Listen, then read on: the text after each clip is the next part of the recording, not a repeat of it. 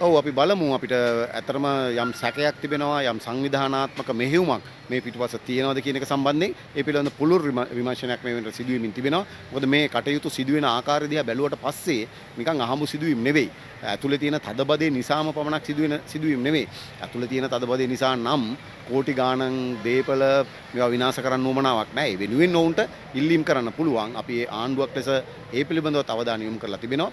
අපි ආණ්ඩුව ගත්ත දවසේ සිට විවිධ ක්‍රියාමාර්ග සඳහා ගනිමින් තිබුණා. නමුත් අපි දන්නවා රට පුරා පැතිරිච්ච මේ මත්ද්‍රව්‍ය මේ තවත් විවිධ අපරාධ නිසා මේ බන්ධනාගාර පිරෙමින් තිබෙනවා. 10000ක් දාන්න පුළුවන් තැන 40000 දක්වා මේක ඉහළ ගොස් තිබෙනවා. ඉතින් ඒක අපේ ආණ්ඩුවේ ප්‍රශ්නයක් නෙවෙයි. පසුගිය කාලයක් තිස්සේ මේ සඳහා අවශ්‍ය කරන ඒ යටිතල පහසුකම් බන්ධනාගාරවල පහසුකම් ඒ ආදී දේවල් හදපු නැති ප්‍රශ්නෙත් තිබෙනවා. කෙසේ වෙතත් මේ පිටුපස සංවිධානාත්මක මෙහෙයුමක් තියෙනවද කියන එක සම්බන්ධයෙන් අපි දැඩි අවධානය යොමු කරලා තිබෙනවා. අපි එකක් අවධාරණය කරනවා ඒ කිසිවකට මේ ආණ්ඩුව වටන්න මේ ආණ්ඩුව ආපසු හරවන්න මේ ආණ්ඩුව දනගස්සන්න බෑ කියලා ඒවා මෙහෙවන කවුරු ඉන්නවනම් ඒ හැමෝටම අපි මේ වෙලාවේ දැඩි ලෙස අනතුරු අඟවන්න ඕනකම තිබෙනවා. අපි කිසිසේත්ම කිසිවෙක්ගේ නමක් කියලා නැහැ. ඉතින් නාමල් රාජපක්ෂට තොප්පිය ගැලපෙනවා නම් දාගත්තට කමකුත් නැහැ. මොකද අපි දන්නවා ඒගොල්ලෝ බන්ධනාගාර වලට අදාළව පහුගිය කාලයක් තිස්සේ කරපු දේවල්. ඒගොල්ලෝ සමහර විට ඉස්සරහට බන්ධනාගාර වලට යන්නත් මං හිතන්නේ පොලිමේ ඉන්න අය. ඉතින් ඒගොල්ලෝ මේවට සම්බන්ධ වෙලා මේ දේවල් කරනවා නම් අපි දන්නේ අපි කිසිවෙක්ගේ ආණ්ඩුවක් ලෙස අපේ අධිකරණ ඇමතිවරයා හෝ අපේ මහ ජන ආරක්ෂක ඇමතිවරයා හෝ අපේ කිසිවෙක් වගේ කෘත්‍යෙක් කිසිවෙක්ගේ නමක් කියලා නැහැ.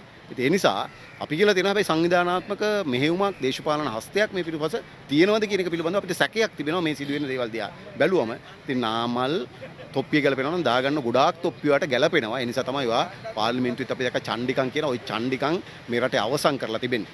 2024 සැප්තැම්බර් මාසයේ අනුර දිසානායක සහෝදරයා ජනාධිපති වීමත් සමගම මේ රටේ සියලු චණ්ඩිකම් අවසන් කරලා තිබෙනවා. මේ රටේ තවදුරටත් චණ්ඩි නැහැ. ඒ නිසා අපි චණ්ඩි ඔය වන්දක පාර්ලිමේන්තුවේ චණ්ඩි පාට් දානවා. ওই චණ්ඩි පාට් වලට අපි බයත් නැහැ.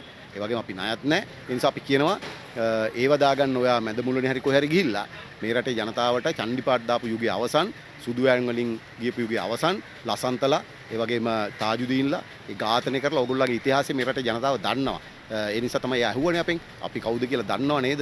බලා ගන්න, දැක ගන්න, එහෙම නැත්නම් මතක තියාගන්න කියලා කිව්වනේ. ඒ නිසා ඔයාලා ගැන, ඔයාලා රාජපක්ෂ පවුල ගැන, ඒවට හිටපු මැරවරයෝ ගැන මේ රටේ ජනතාව හොඳටම දන්නවා. නිසා අපි දන්නවා ඔයා හරියට හැසිරෙන්නේ පාර්ලිමේන්තුවේ මැරකල්ලියක නායකයෙක් වගේ. ඒක හොඳට ගැලපෙන භූමිකාවක් වූ රග දක්වමින් ඉන්නවා. නිසා අපි නාමල් ඇතුළු ඒ කල්ලිය සියලු දෙනාට කියන්න ඕන ওই චණ්ඩිකම් වලින් මේ ආණ්ඩුව නම් දනගස්සන්න හෝ මේ ආණ්ඩුවේ ක්‍රියාමාර්ග පාතාලයට මන්ත්‍රවේජ ආවරමට එරෙහි මේ ආණ්ඩුවේ ක්‍රියාකාරීත්වය කිසිසේත්ම ආපසු අරවන්න අපි සූදානම් නැහැ.